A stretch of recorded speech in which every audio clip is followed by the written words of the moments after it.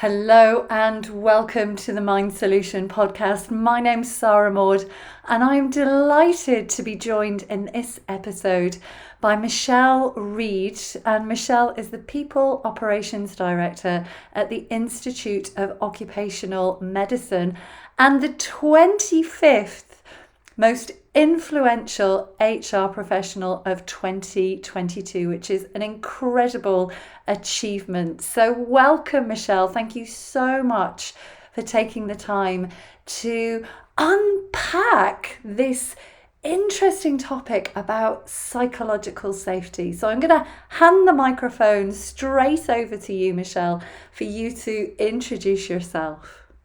I'm Michelle Reid. I'm the People and Operations Director at the Institute of Occupational Medicine, IOM for short. So the IOM is a very little known organisation that is quite mighty and has been for the last 50 odd years. So our fundamental purpose is about improving the health in workplaces and in the wider environment. So we partner with we use our scientific expertise to partner with global institutions, governments, other organisations to use our science to find solutions or risk mitigation for workplace hazards or exposure and environmental hazards or exposure. From a consultancy perspective, because we're independent, we don't have any core funding, so we're a charity. But our consultancy subsidiary takes that science and puts it into practice. So we will then provide paid for services to organisations that enables them to improve the health in their workplaces. So that's a very short summary about what we do. So I have the organisational makeup is quite interesting. So I have scientists, so academic scientists who are very passionate about the science that they do and how they look at the different problems that they're trying to solve. I've then got analytical scientists in our laboratory, so they are churning samples, or they're helping our clients to understand whether their workplaces are toxic to an extent, depending on the samples that they're doing. I've then got site working engineers who will go out into clients' sites and monitor, audit, support, train, and advise on any kind of workplace issues. So that will be either occupational hygiene or ventilation. And then I have expert witnesses who will work with independent clients or solicitors to provide expert testimony in court around an exposure risk. So at the very end of it, so someone may have contracted an illness that has debilitated their life, or an organisation is being sued by someone and they have to demonstrate that they did everything possible to minimise that risk. So they're at the far extreme. Then we have authorised engineers who will work with people who are looking at their workplaces and looking for an expert to advise or guide at a kind of building level, if you like. And then we provide training and things as well. So my workforce is disparate in that, yes, we have a couple of offices that we work from, but they're all over the UK. They could be in and out any kind of given day of the week, with the exception of a lot of the back office functions. So HR, marketing, finance, IT, who all have a hybrid model now anyway, but within a service provision. So that's a little bit about the organisation. So psychological safety, if we just start. Pause for a second there, Michelle. I just want to start by saying congratulations. You've been awarded the 2020 most influential HR practitioner. So before we dive into this topic of psychological safety, I would love to hear from you about what it is that won you that award in the first place. Well, I have to say, I've no idea. So I've kind of been lucky enough to appear on this list of most influential HR practitioners of 2022. So I'm number 25 on a list of 35. It's peer nominated. So, and you don't know who has nominated you or where it's come from. So I've kind of no idea. Although people that I speak to have kind of shared and said, well, the reason you're on that list is because you are curious about people, you are not shy in doing things a little bit differently or doing what needs to be done. So if I give an example, so right now in my organisation, my title is People and Operations Director, right? So essentially an HR practitioner, right? That's what it is. But at the moment, I have taken on and volunteered to take on the line management of our engineering services. I'm not an engineer. I have never worked in a commercial management role, but there is a fundamental challenge within the culture of that team, the workforce makeup of that team that is then holding them back. So the label of my title or the expertise throughout my career or my qualification or my membership on bits of paper doesn't define what I can or can't do. I am happy to recognise an issue and offer up my knowledge and expertise to help. So if that means that I am essentially the team leader or the manager of a team of engineers who work on client sites, then so be it.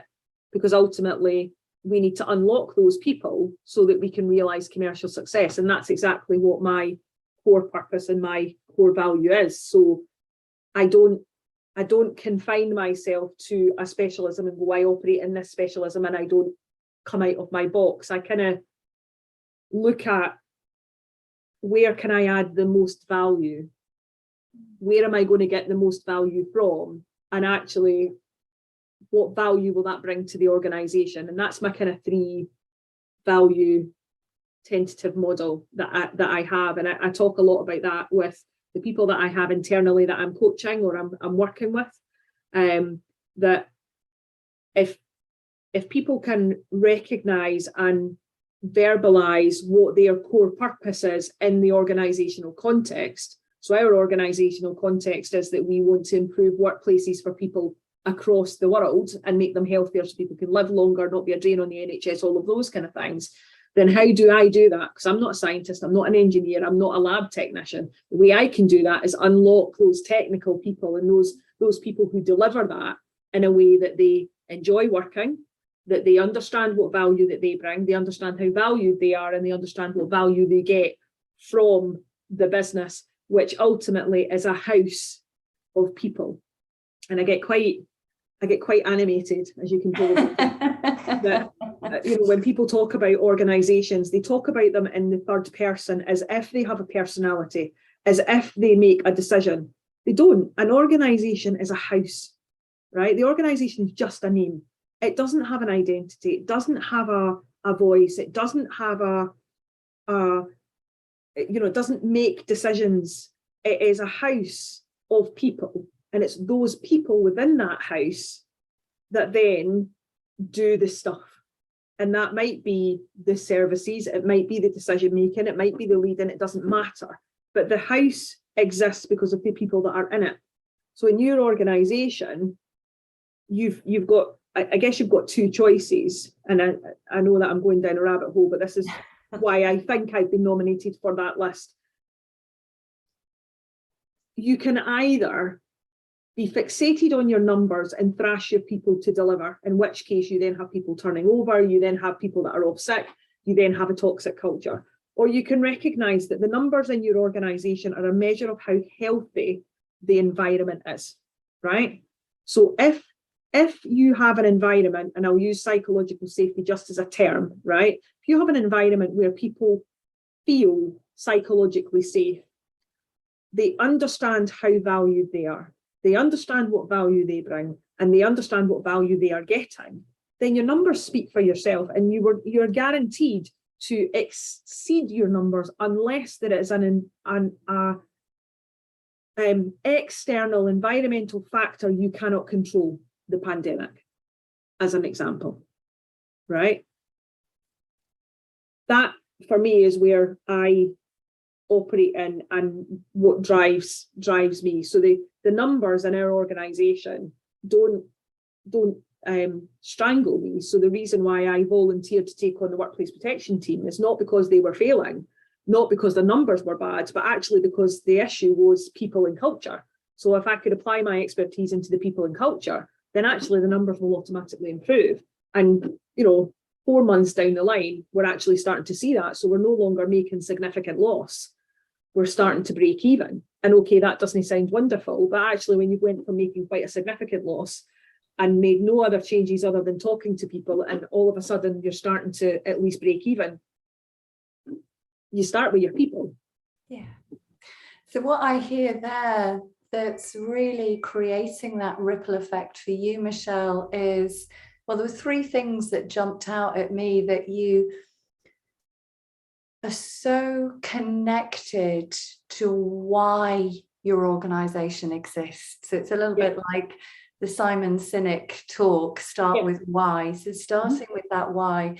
And for all the people that live in your house, that you're helping them through your coaching style to unlock their own potential, and that you're creating a culture where people feel that they belong, they feel, I love the word valued, they feel valued, they recognize the difference that they're making to that why.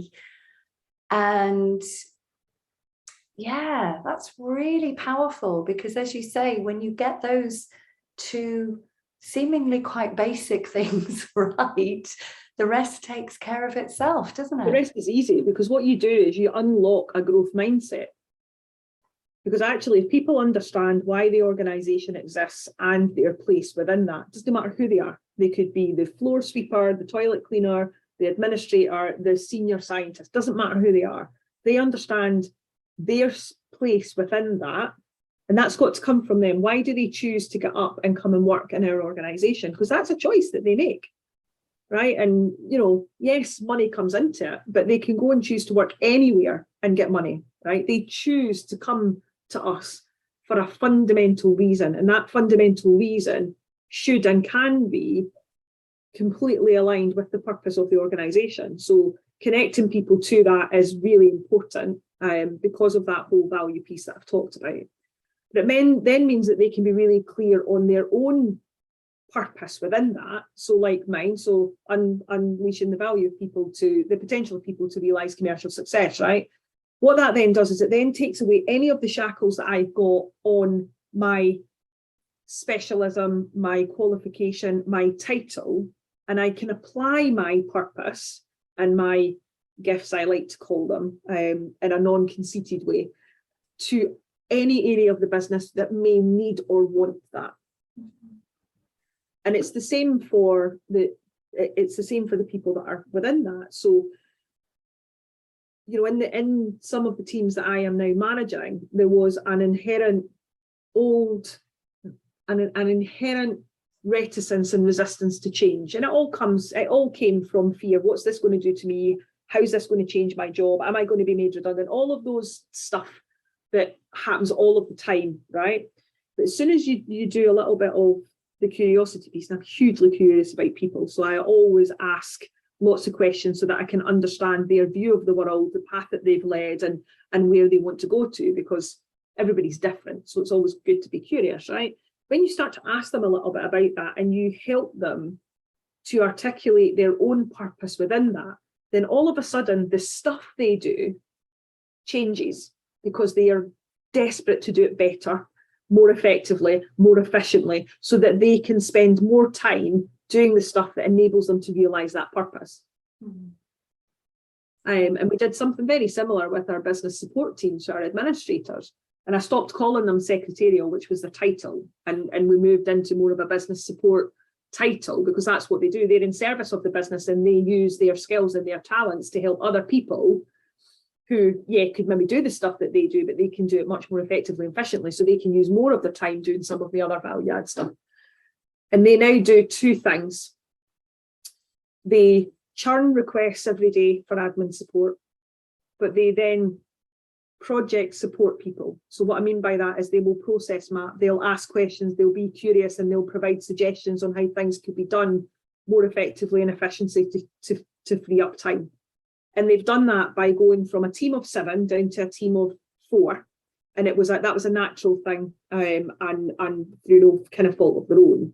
But they're actually doing more now than they've ever done before. So they churn a higher volume of work than they ever done before. They support more people than they've ever done before, and they're still driving continual change across the organisation.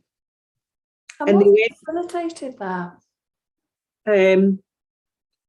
Me being curious and me unlocking their understanding of what they meant to work in the organisation. So one of the girls, when I first joined, I remember going and speaking to everybody. So I made the decision when I joined the organisation to spend my first month just going and talking to people. Tell me a bit about your job. What do you do? What does it mean? And, just getting a real understanding of, one, the people, and also the services and the business that we were at. And that just, I didn't do that in every job that I've been in. I've learned that over the years, that actually the best time that you'll ever be given is your first month in an organisation. So sponge it, don't do anything, just go and talk to people, because actually your plan or your strategy will write itself, because all the people on the ground, they have all of the answers, right? They will give you all of the answers. All you need to do is to give permission for those, to give permission and facilitate those things to happen. And I say permission lightly, because we don't have a permission-based culture, and I don't operate in a you will do this fashion. I operate in a, well, that sounds like a great idea, what's stopping you? Okay, well, let me help you type of permission, psychological permission. And so one of the girls said to me, just tell me what you need me to do for you, because I just do as I'm told. I'm just an administrator. And I went, hold on. And I was furious. I said to her, excuse me a second, you are not just an administrator. Do you actually have any understanding of the value that you bring? And she was like, I just do as I'm told. Hold on a minute. If you didn't book the travel, and you didn't do that, and you didn't produce this, and you didn't produce that, what would happen? Nothing. And I said, actually, well, that's complete rubbish in the first place, because someone else would then need to do it. That would take that person away from doing that. If you didn't do that for the workplace protection team, they couldn't then go and improve the health of people. And it was just, there was a bit of, so I brought them together as a team and said, I'm really quite concerned about how you guys feel and where you think you fit in. I'm really interested in hearing a bit more. So we did a bit of a facilitated workshop and post-it notes and a bit of candid conversation, and there was a little bit of kind of straight talking from them and from me in that organisation, but in that team. But essentially we went from overnight them going from being the doormats of the organisation to being actually the glue that holds together the teams. And it was exactly that realization of, why does my role exist in the organizational context? Why do I choose to do it? And then into that value model. So once that purpose piece was done, it was then, what value do I bring? How value do I actually feel? And what value do I actually get? And it just stopped being a challenge to get them to change. And actually it was like they just did it all themselves. So that takes too long. How can we do that differently? And rather than them going, well, if I reduce the time on that, where am I? Actually, I might get made redundant. Well, actually, no, because I can then spend more time on that. I can then spend more time on that. Actually, I can fix it. And it was just like, oh my God, look at this happening. Amazing. I love that. And it reminds me of the story of when JFK went to the space station and he spoke to the cleaner, and he was like, I put men on the moon. And absolutely. I just thought, absolutely love that. And what also struck me is, I don't know about you, but it was reminding me of my HR days, going all the way back into my HR degree, where we learned about Kaizen, that continuous improvement. But as we talked about just before we jumped on this podcast, that requires that growth mindset. Yeah. So many people talk about what's wrong, and they're so focused on the problem, instead of, well, what's the solution? What's the easiest thing for us to do? And I love that you're unlocking these people's minds, Michelle. And it's interesting because it's not an easy thing to do. It's energy. It is exhausting, and you have to tap into a whole host of your own resilience. And, you need to make sure that you're not giving way to your own imposter. I'm my own biggest critic. I mean, when I got the call to say that I'd been nominated onto that list, I actually went back and said, "Are you sure?" And I went back and said, "Oh, thanks very much, but I'm just checking this is for the right person. Are you sure?" You know, because I've met and have learnt from and follow and listen and look at loads of people who I absolutely have learnt from and feel and believe are better than me. And then when I turned up to find out where I was in the list and to, you know, receive my certificate, I was standing on the sidelines looking at all of these people, most of which I knew in name or was connected with and had learnt from, and I was going, how am I here? Because that voice in the back of your head, you know, consistently tells you either you're not good enough or you're only winging it or whatever. So being able to kind of manage that voice, be able to pull on your own resilience and to continue to be curious and not try and fix things for people, but work on the premise that people already know what they need to do or what they want to do or what could be done. So it's then around, well, hold the mirror up and go, why can't you?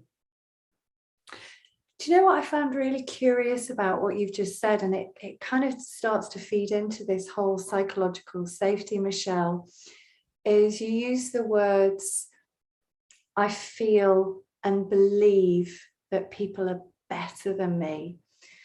So if we think about what's creating our experience moment to moment to moment, it's 100% internally generated. And yet we, as humans have a habit of looking outside of themselves to try and understand, why do I think and feel the way that they do?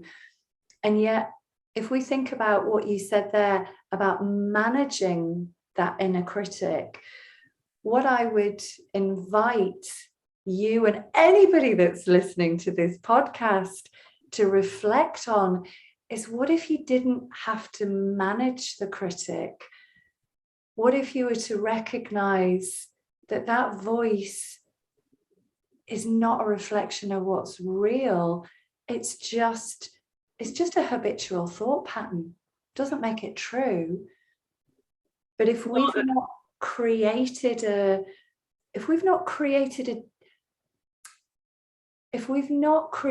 the internal condition to listen to the truth of who we really are, instead of just old thought patterns that are just circling round, then that's going to be what we keep falling back on.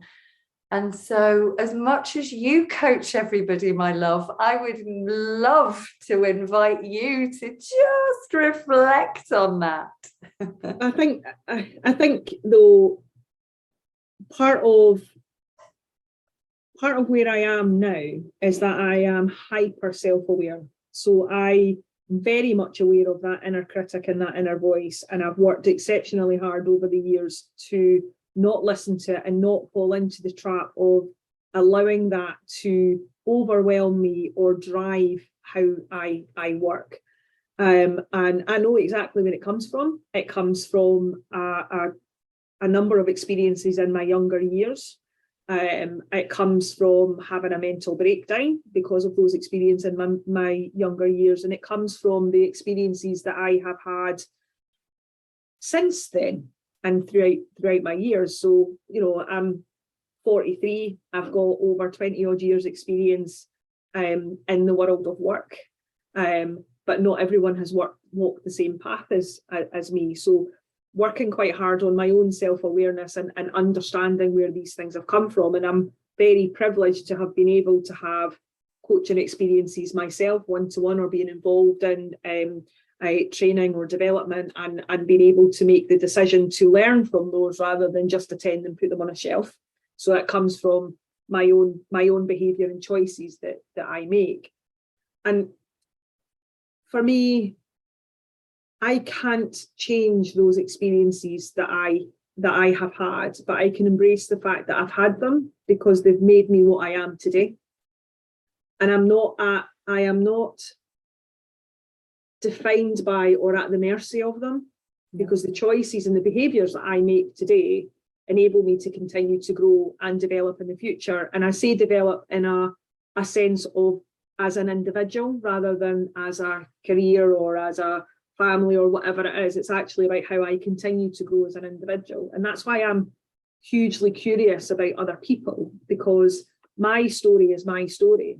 And for me to think and believe that people should act and behave in the same way as me is unfair, because they haven't had those experiences. They haven't walked those paths. They've not suffered those traumas or those losses that I've had that's enabled me to be the person that I am today. And I use the word enable purposefully, because if I hadn't had those experiences, I wouldn't be where I am today. And where I am today is I have a wonderfully loving husband, I have a fantastic daughter, I have a great career, but they've come with hard work. And without all of those experiences and that hard work, then I wouldn't be here today. So I've got to be grateful for them, even though some of them are horrifically traumatic. But I'm grateful for them and I use them going forward. But everybody else has walked a different path. They have experienced different traumas or different issues or different opportunities that they've had. So it makes me really curious about people, because it then enables me to connect more with them and understand things. It helps me then understand more of their purpose and where they want to get to or what they want to do in that particular context they're in. And then I can help them to unlock that themselves, rather than projecting me onto them or the things I would do if I was in their shoes. So I'm not in their shoes. And even if I was, I would react and I would behave differently. That doesn't make me right. It doesn't make them right, but it doesn't make either of us wrong either. It just is a different view of the world. And so when it comes to the whole concept of psychological safety, what I absolutely know to be true as somebody, I've held about 10,000 one-to-one sessions with people, Michelle. And I know that everything that you have walked on your path, everything that everybody's walked on their path, means that when they're in a situation, they're not reacting per se because of past traumas. They're reacting because of the totality of their experience. So they have, as you said, they have a reaction. Now that reaction's got nothing to do actually with what they think is going on. It's those perceptual filters. It's like the reaction lets them know, what goggles am I wearing? Am I wearing the insecure goggles? Am I wearing, oh my God, they're better than me goggles? Are they wearing I'm not enough goggles? Are they wearing stressful goggles? All of that. So I love that our feelings give us in the moment feedback about what goggles am I wearing? What glasses am I wearing? But thinking about that whole concept of psychological safety, I know from having worked with people that have experienced trauma that if they are still maybe caught in a trauma-based response, which it's frightening how many people have experienced trauma and they don't even realize that they're caught in that trauma-based response, that when it comes to creating psychological safety, what I would put to anybody is the person that we have to create psychological safety with first is us. We have to feel safe in our own body. And I'd love to get your thoughts about how does that then play out when you've got an organization that's trying to also create a culture, because the culture might be, and your culture sounds amazing, absolutely amazing. But if you've got it's on a journey. If you've got somebody that doesn't feel safe in their body because of the totality of their experiences, what's your thoughts about that in terms of psychological safety? So I think, so first of all, I think it's very difficult because people have an emotional response, and I'm probably a bit more simplistic. You explain it exceptionally well about the goggles. I explain it a little bit more simplistic, where in my view, when people are experiencing something, whatever it is, the first thing that comes out is the emotional response. And the emotional response, whatever that may be, stops the logical response, enabling them to deal with that, right? And what I've tried to do, and what we've tried to do here at IOM, is that we've tried to make it natural to talk about how you feel. And that for me is the first step of anything, because if people feel that they have a space to talk about how they feel, and it might be with their manager, it might be with their mental health first aider, it might be with their employee assistance line, it might be with their peer, it might be with someone else that they know in the organisation. But if they feel that, if they know they have someone or an area where they can acknowledge how they feel, I am frightened, I am scared, I am upset, I am angry, I am whatever it is, and they're not going to be judged for that, that then recognises the response, which then actually puts the emotional side of the brain to bed. It's not quite as easy as that, clearly, but that's what it does. And then the logical mind actually starts to come in, and actually they can cope with it. They might need a space where someone helps them to understand how they can cope with it, or how they can deal with it, or what they can do, whatever the space is. And that's for me where the coaching culture comes in. So first of all, it's safe enough that people can go, I am having an emotional response. And that's as much about what we do as the senior leaders of the organisation. So I sit on the boards, and I have got no issue, clearly within reason. Like even on Friday, I had, an exceptionally difficult day, or an exceptionally difficult week that accumulated in me being exhausted on Friday before I left. And when I was having a couple of one-to-ones, there was a couple of people that said to me, are you okay? You're a little bit flat. And I was comfortable to say, yeah, I've had a bit of a difficult week and my energy is quite low. But I actually said to them, thank you so much for asking. That's actually made me feel better. Thank you that you care. I didn't give them the detail because I couldn't, because of the situations that were there. But the fact that I was comfortable enough to say, do you know what, you're right, I'm having an emotional reaction to what's been happening. And I'm okay to say that that's okay. I'm okay to say that that's affected me in a way where I'm not my natural self, or I'm not my normal way, but it's okay. And if I need you, I'll ask for you. And one of them actually said, is there anything I could do? And there was a couple of things actually. And I said, well, if you wouldn't mind, it would be great if you could do. So actually having that space and role modeling that then enables people to cope with whatever comes their way. Yeah. And that would be my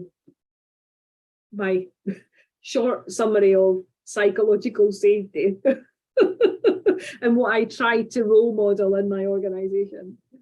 And what I loved about what you said, Michelle, is when you use the term self-aware, and clearly you strike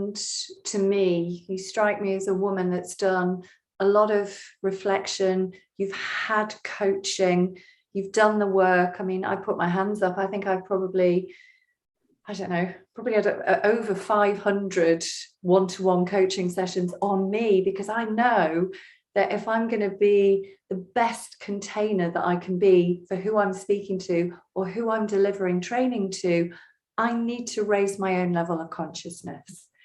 And what I find really interesting with organizations is the senior leadership team, when they're trying to create this culture of psychological safety, if the senior leaders are not getting regular coaching, then how can we create self-awareness? And I'm wondering clearly your organization sounds like, well, they've got you as a coach and it's something that you really value and invest in. But have you seen other organizations that you've worked in that isn't happening and it's been a barrier to psychological safety?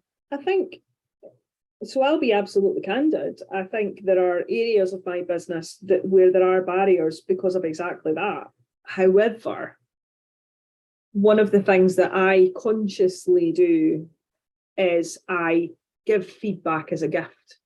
So where I am aware of, or I witness, or I am made aware of situations or behaviours that limit that psychological safety, or that cause an issue, or in some cases as well that are actually quite positive, then I will actively go and give the feedback to those people and encourage others to do the same.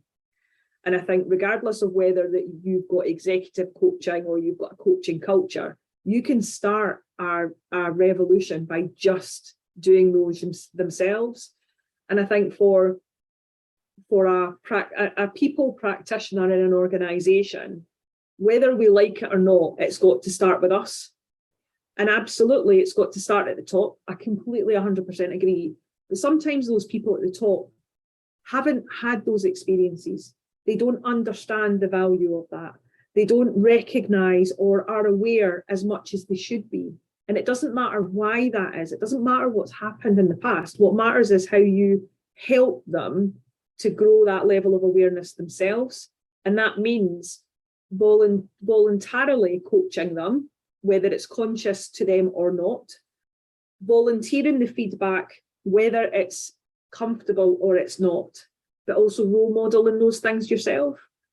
It's a lonely space, so I make a massive use of my external network. So there are people that I've worked with in the past, or people within the HR industry that I meet up with regularly, whether it be virtually or in person, people that I am comfortable to go out and ask for help, or I freely give help when they ask for it, because that's my external team and my support network.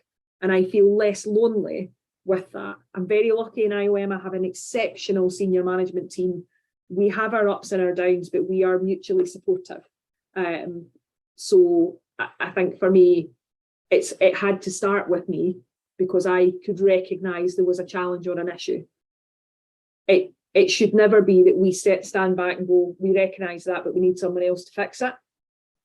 That in our profession, we just have to be the one that steps up, like it or lump it. It's a hard thing to do, but it's worth every single effort. And I think in organisations where they're not doing it or they're not getting it right, it's because someone in the organisation is not role modelling it. And it just starts with one and it becomes a ripple effect. Absolutely. Now, one of the things that we talked about was about, psychological safety is this term that's been coined. Sometimes it's almost kind of formless in its energy. And I'd be curious to hear from you, Michelle, for any HR professionals or leaders that are listening into this, about how do you know when you've got a culture of psychological safety? How do you choose to measure that? I don't. I consciously don't choose to measure it. The reason I consciously don't choose to measure it is because there's enough measures in our organisation that tell me the health of the organisation. So if we are, as a charity, if we have cash in the bank, if we have work in the pipeline, and we have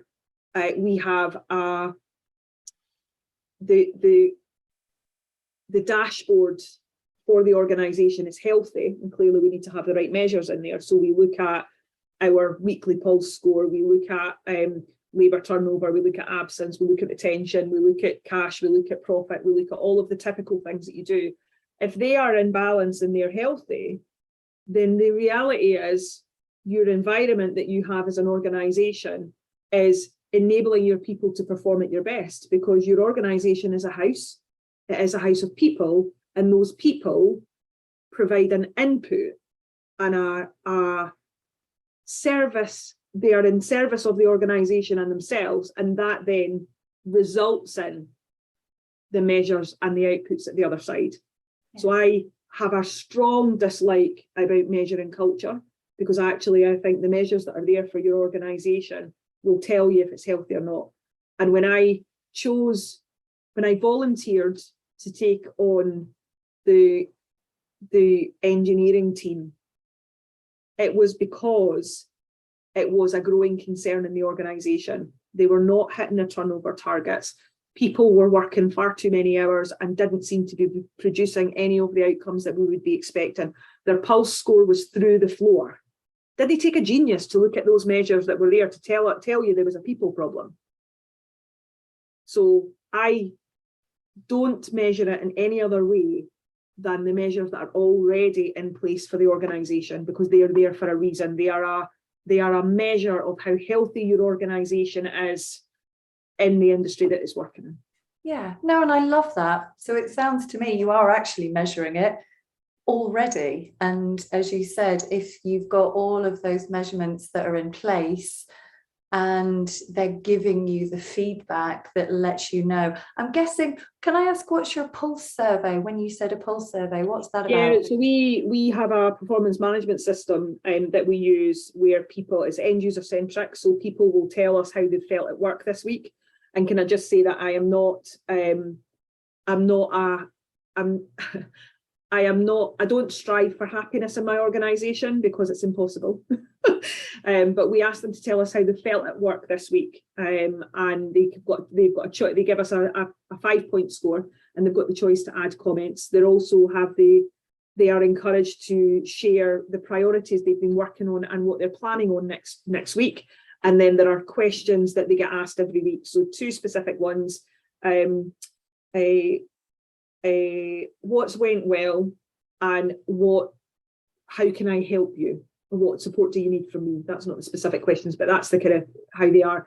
And then there's a third question that's rotated, so that it's different questions each week, essentially. So it's a tap into the voice of the organisation, but it's a way of people showcasing where they're spending their time, how they're actually feeling at work, and to enable them to plan and to reflect for going forward. So that's what the pulse score is. So each week we can see how each individual and each team and the organisation is faring. So it sounds, what I'm also hearing there is consistency. You were consistently looking at the data, because I do speak to so many organisations around the globe, and I'm often so surprised at how many are not even measuring the sort of what we might call the traditional HR statistics. And so when it comes to what is it that they're trying to achieve, it's like, well, you've not even got the data that lets you know what the problem is in the first place. So I love that. My final question to you, Michelle, would be, for anybody that's listening into this that is recognizing that they have got a culture, maybe they've got a culture, and I see this again a lot, a culture of burnout, a culture of fatigue, a culture of managers not role modeling, there's no coaching in place, any number of things that are not contributing to an engaged, healthy, productive, profitable organization. And they might be listening and thinking, I don't even know where to start. What would your advice be? Talk to your people. Because as a manager and a leader in the organisation, your role is not to have all the answers. And I think that sometimes we forget that. We think we have to have all the answers. We have to be the big, strong person that is making all of those decisions and telling people what to do. That's a crap. Excuse my French. Actually, it's more about being curious about the people that you're in service of. Because ultimately, and I'm stealing Bob Chapman's words here, ultimately, leadership is a privilege, right? So you are in service of the people around about you. Your role as a leader or a manager in the organisation, regardless of what your specialism is to create an environment where people can perform at their best, where they can bring their gifts to work and perform well, right? So it's that reciprocal relationship. So if there is fatigue and burnout, people are being off sick, you're not able to keep people for any given length of time, and you don't know, you're probably part of the problem. And actually what to do is go and speak to those that are there. Don't be shy and don't be frightened to go and ask people who have moved on. What was the reason for that? What enables you to cut, for those that are still in the organisation, what brings you to work every day? What do you like? What do you don't like? What would you change? That's the 3 questions that I asked people when I joined. 3 simple questions. And that wrote my people plan. That wrote the plan for me, because the people at the coal face or at the front end of your organisations will absolutely have the solution. Your job is to enable to unlock them to put that solution into place. It's not to do it all. It's not to have all of the answers. And if that's how you operate, then you're part of the problem, fundamentally. No, I love that. I really, really, really love that. Well, thank you so much for your time, Michelle. Hang on to the line for just a moment, but I'm really trusting that this podcast that's made its way into the experience of anybody that's tuning in has got a huge amount of value and food for thought. So thank you for listening, and we look forward to joining you very soon. Bye bye for now. Thank you. Let me pause the recording. There we go. I'm so sorry, but I need